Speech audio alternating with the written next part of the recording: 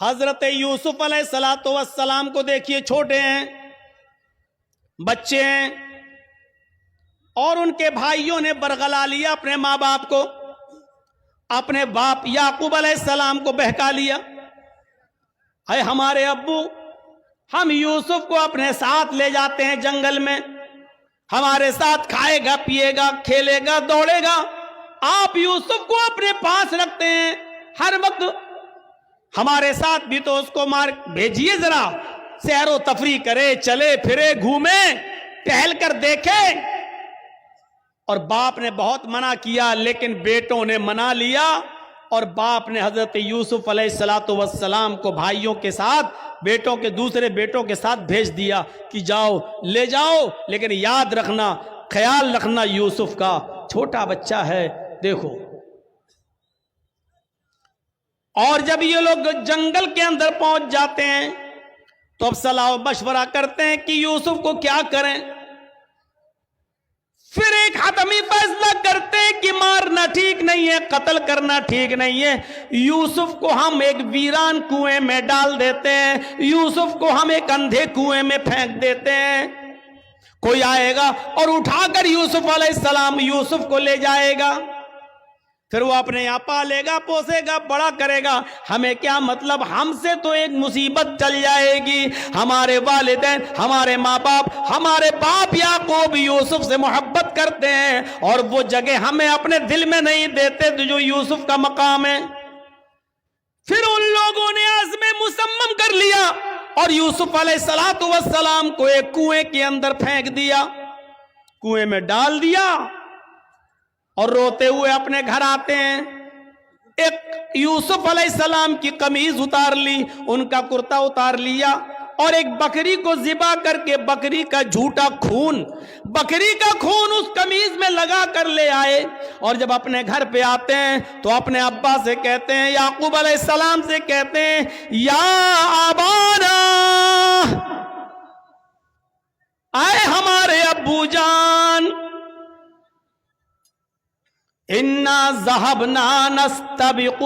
وتركنا يوسف عند متاعنا فاكله الذئب، اے ابو جان، ہم یوسف علیہ السلام کو لے گئے اور ہم کھیل کود میں لگ گئے، نستبق، ہم کھیل کود میں لگ گئے، ہم دوڑ بھاگ میں لگ گئے،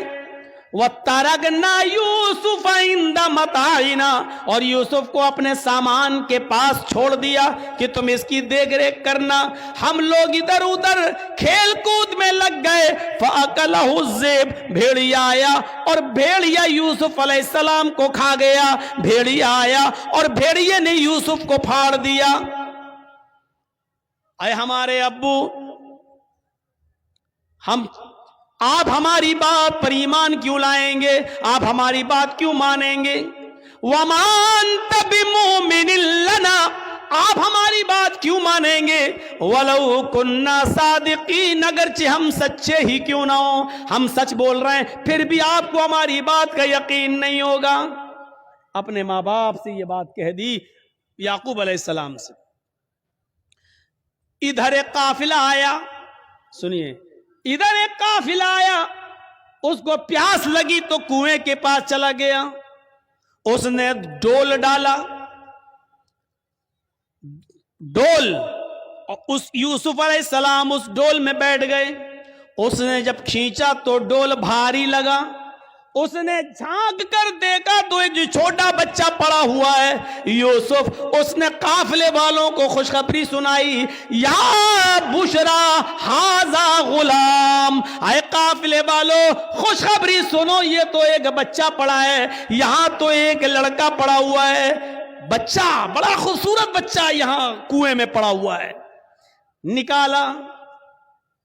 مصر کے بازار میں لے گئے اور وہاں اس بچے کو بیچ دیا گیا۔ اور جانتے ہو، اتنا خوبصورت بچہ یوسف علیہ السلام، جن کی خوبصورتی کا ذکر قرآن میں موجود، لیکن اس خوبصورت بچے کی قیمت بھی کیا لگی مصر کے بازار میں، جانتے ہو؟ ان کو پیسہ چاہیے تھا، کہتے نہیں کہ کوئی چوری کا مال ہو یا ایسا کوئی مال ہو تو آدمی جلدی ہٹاتا ہے، کبھی کبھی 20,000 کا موبائل 2,000 میں دے کے چلا جاتا ہے کہ جلدی ہٹے، جلدی سے نکلے، اور پکڑا جائے تو دوسرا پکڑا جائے، ہم نہ پکڑے جائیں۔ ایسی انہوں نے دیکھا کہ یہ یوسف ہمیں ملے تو جلدی سے ان کو ہٹا دیا جائے، اور مصر کے بازار میں جب بولی لگی تو جانتے ہو بہت کم قیمت میں ان کو بیچ دیا گیا۔ وَشَرَوْهُ بِثَمَنٍ بَخْسٍ دَرَاهِمَ مَعْدُودَةٍ۔ قرآن کے الفاظ دیکھو میرے بھائیوں، ان لوگوں نے چند سکوں میں یوسف کو بیچ دیا، چند ٹکوں میں، چند کھوٹے سکوں میں یوسف کو بیچ دیا۔ لو،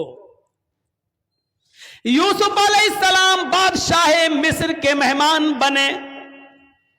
دھیرے دھیرے بادشاہ مصر کے پاس پہنچے۔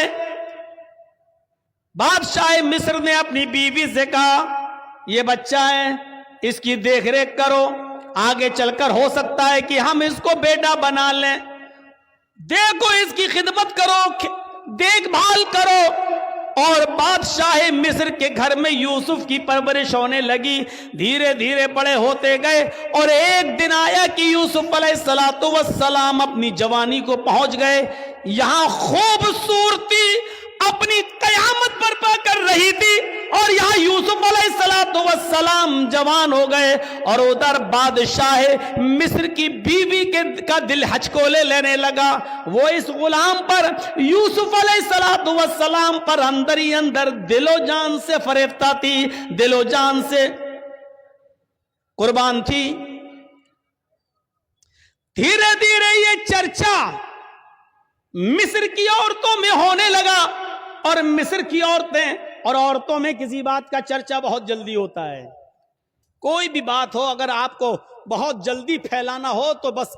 2-4 عورتوں میں پھیلا دو، شام تک ہوتے ہوتے پورے گاؤں میں آٹومیٹک پھیل جائے گی۔ یہ بات مصر کی عورتوں میں پھیل گئی۔ او بادشاہ کی بیوی، اوہو اپنے غلام پہ مرتی ہے، اپنے غلام کو دل دے بیٹھی ہے، اپنے غلام کے ساتھ منہ کالا کرنا چاہ رہی ہے،